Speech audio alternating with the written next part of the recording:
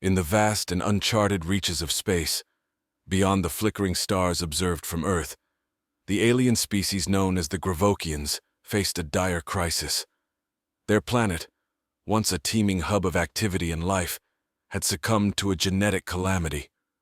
A rare but destructive genetic drift had sterilized a vast majority of their population, threatening their very existence with extinction. The Gravokian Council, a body composed of the wisest and most powerful among them, convened in emergency sessions to devise a plan to save their species. They concluded that their only hope lay in the genetic diversity of another sentient species, humans from Earth. On a seemingly ordinary night, the small town of Willow Creek was enshrouded in darkness, the only light provided by the stars twinkling in the clear sky. Sarah Jennings, a 28-year-old biologist, was returning from her lab where she'd been working late, her mind occupied with the intricacies of cellular biology.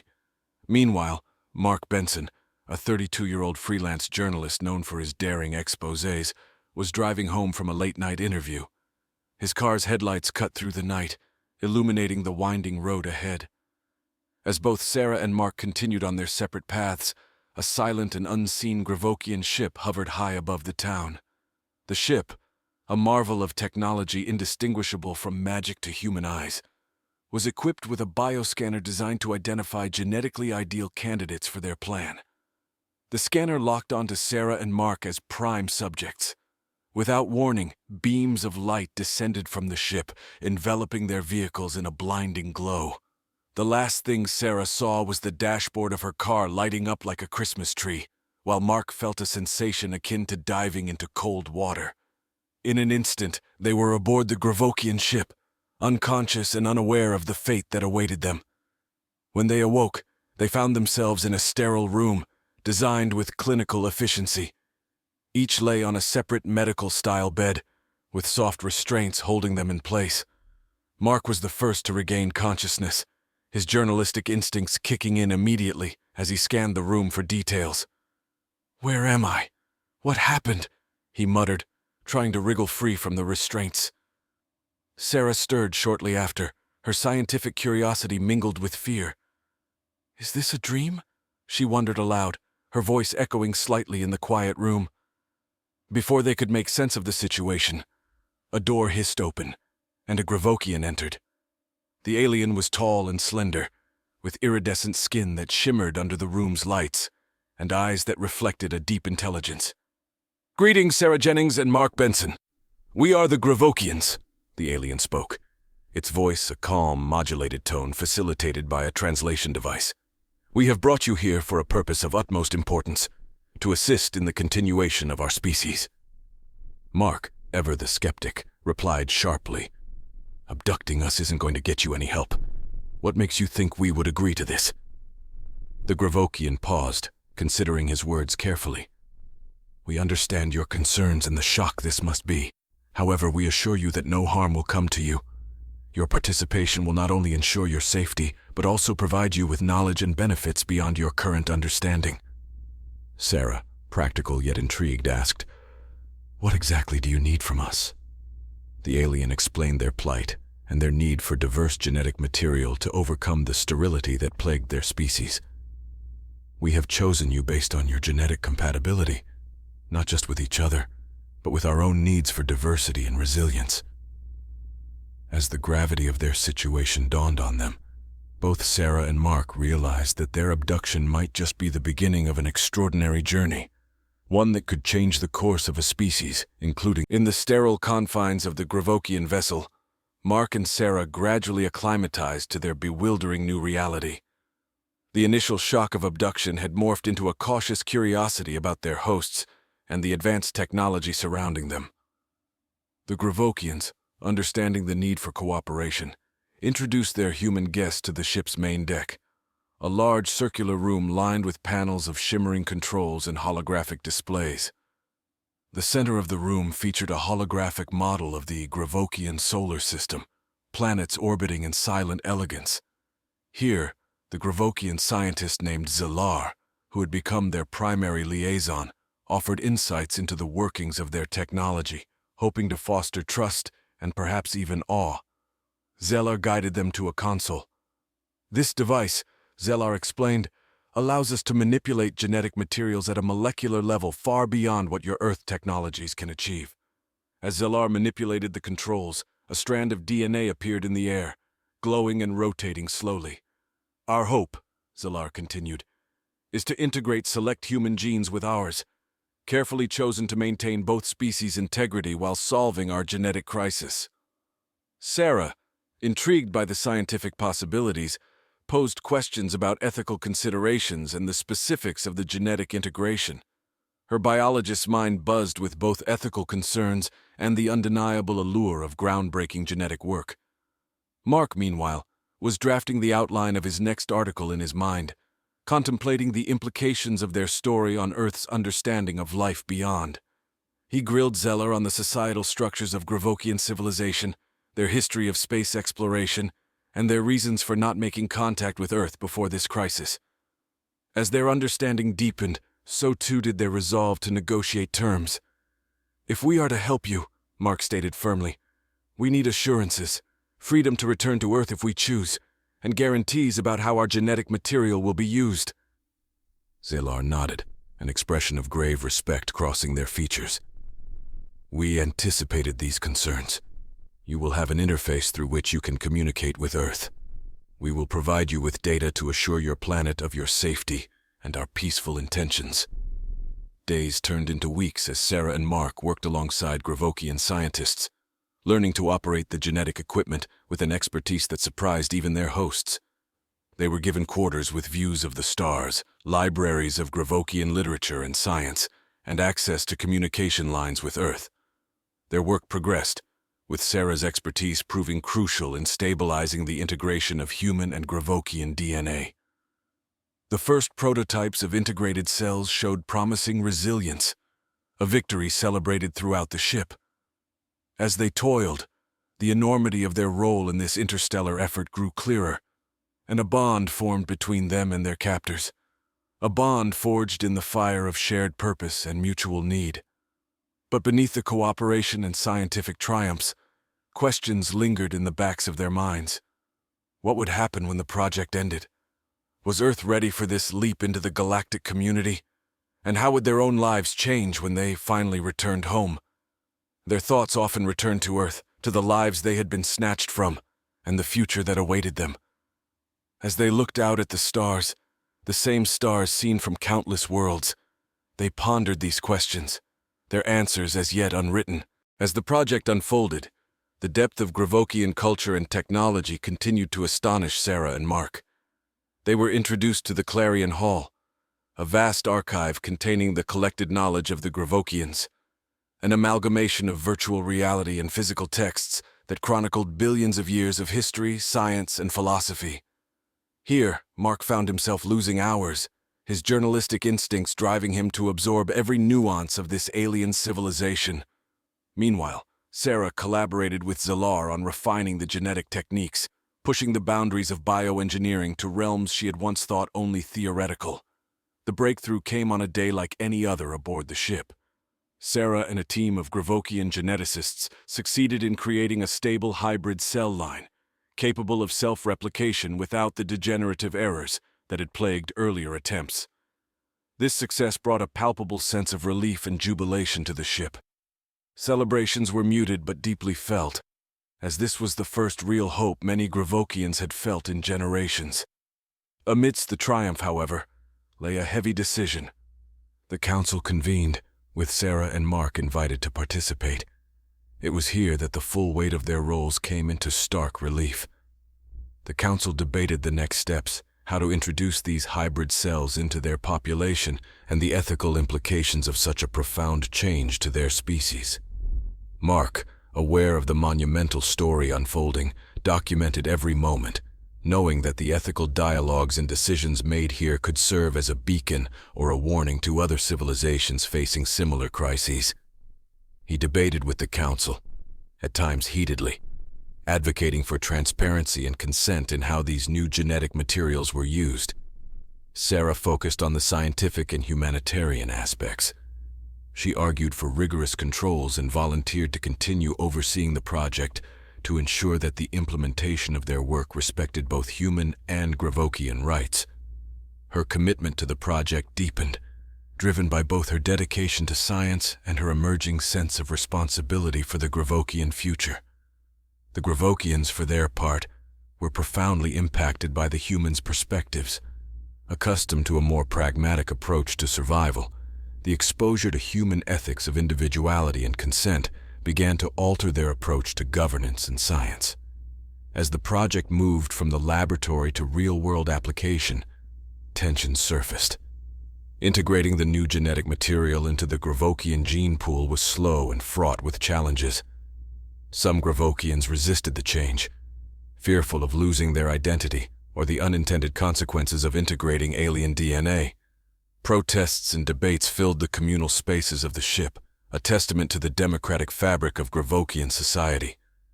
Through these trials, the bond between Sarah, Mark, and the Gravokians deepened.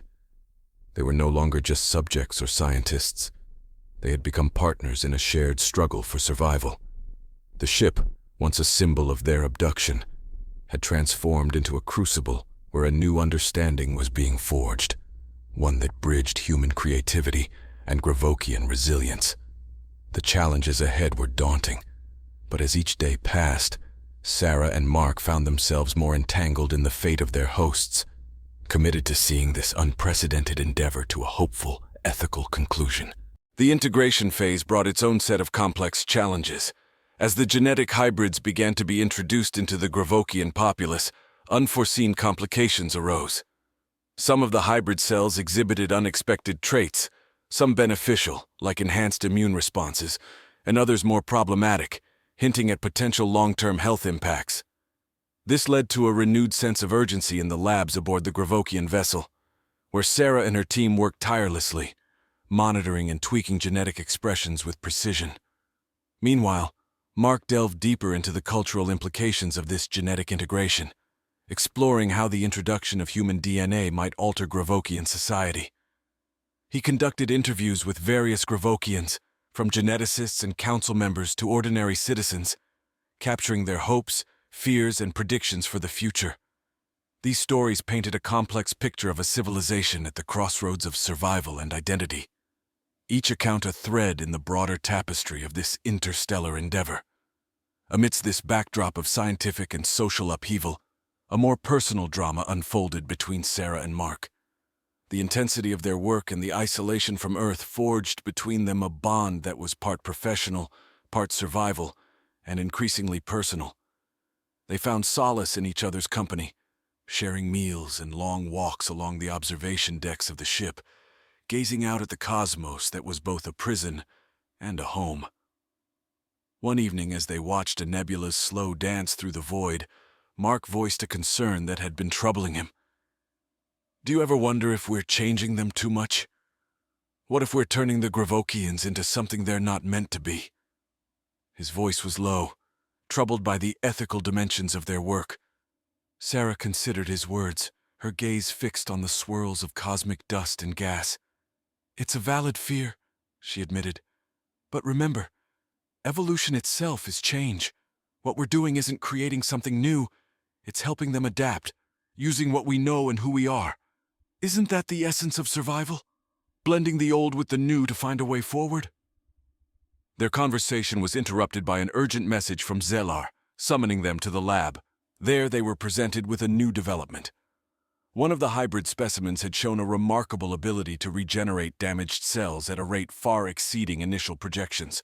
This breakthrough had the potential to not only solve the sterility issue, but also to significantly extend Gravokian lifespans. However, the excitement was tempered by caution.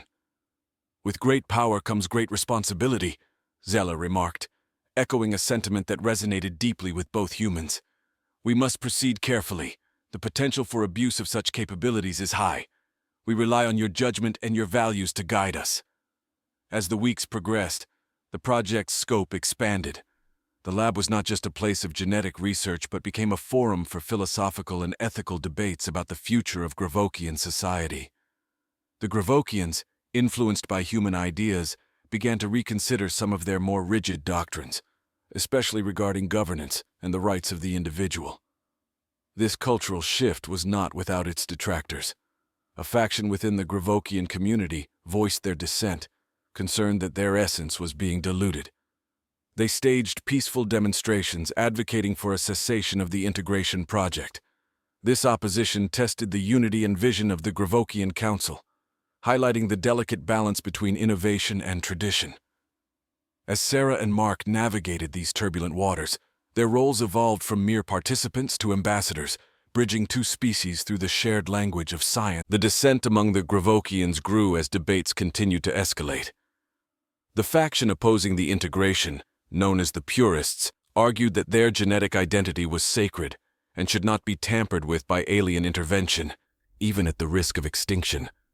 These debates were broadcast throughout the ship, ensuring every citizen could participate in or at least witness the crucial decisions being shaped within the council chambers.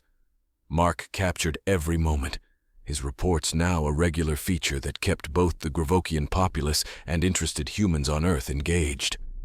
His words became a bridge, conveying not just facts, but the emotional gravitas of each session, the weight of each argument, and the profound questions being grappled with. Sarah, meanwhile, faced her own challenges in the lab.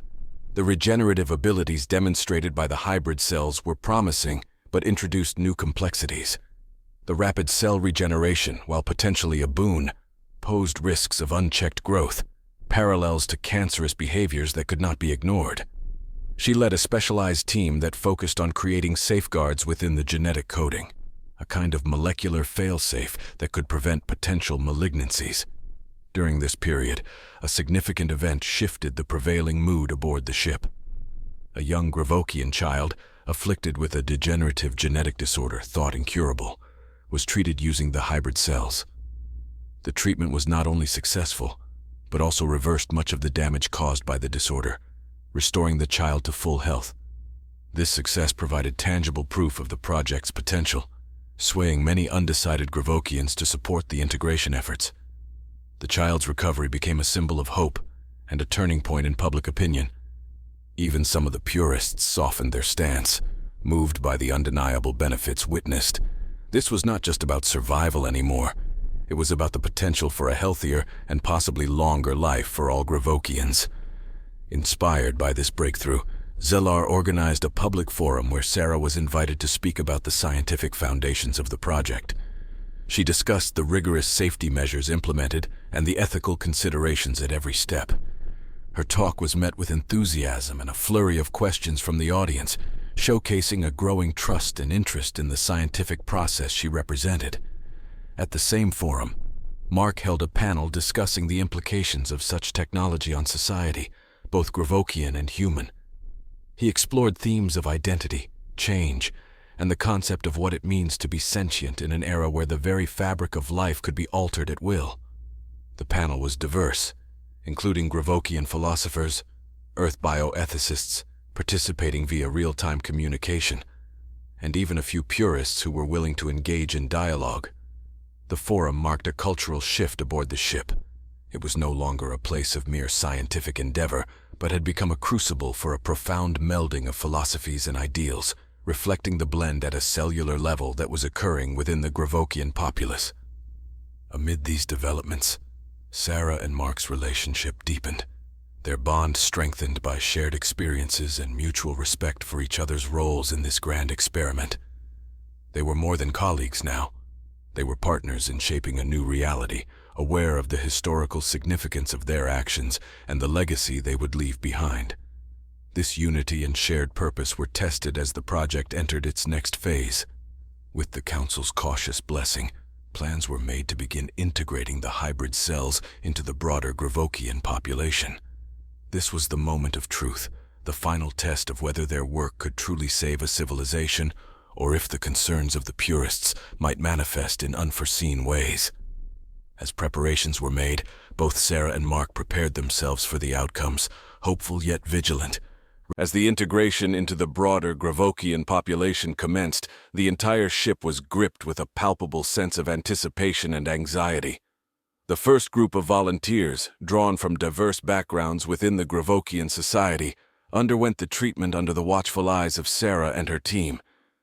Each volunteer was monitored closely for any signs of adverse effects, the health of these individuals paramount to the project's success. The early results were promising. The treated individuals not only accepted the hybrid cells but thrived, exhibiting enhanced resilience to environmental stressors and a marked improvement in overall vitality. News of these successful integrations spread quickly, bolstering the project's support among the populace and even converting some of the remaining skeptics.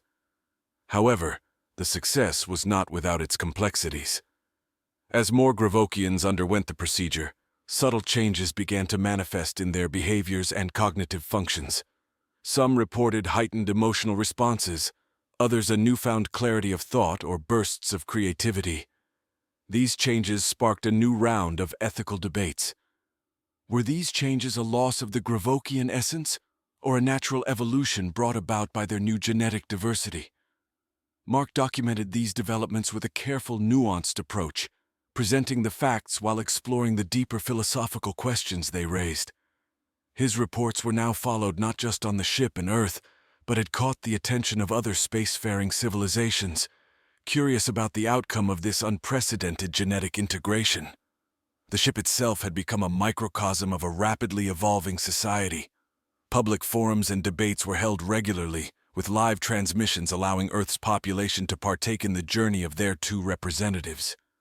The Gravokians, with their advanced technology, facilitated these exchanges, creating a new form of interstellar dialogue about the ethical manipulation of life itself.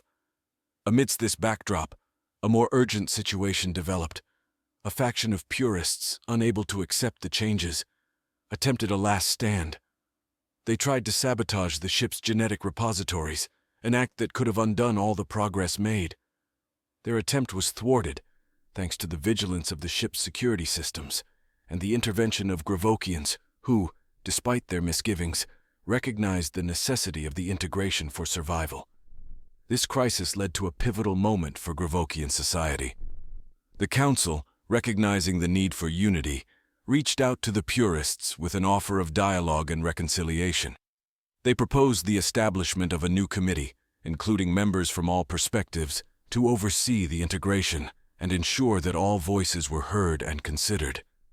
This committee would also work closely with Earth, sharing insights and learnings, a gesture that solidified the burgeoning partnership between the two worlds. As the project stabilized and the population began to adapt to the genetic enhancements, Sarah and Mark prepared for their return to Earth. Their mission was concluding, but the legacy of their work was just beginning to unfold. In their final days on the ship, they were honored in a ceremony attended by all aboard, celebrated not just as scientists and journalists, but as pioneers of a new era of interstellar cooperation and understanding. When they finally returned to Earth, they brought with them not just the knowledge and experiences of their time among the stars, but a new message of hope and unity. The Gravokian initiative had shown that even the most disparate beings could find common ground in the face of existential threats, and that from such trials, new strengths and understandings could emerge. Their return was met with global interest and acclaim, but for Sarah and Mark, the journey was deeply personal. They had seen how fear could divide, but more importantly, how courage and cooperation could transcend galaxies. As they shared their story with the world, they inspired a new generation to look to the stars not as distant, cold points of light, but as destinations for friendship, learning, and perhaps one day, as places to call a second home.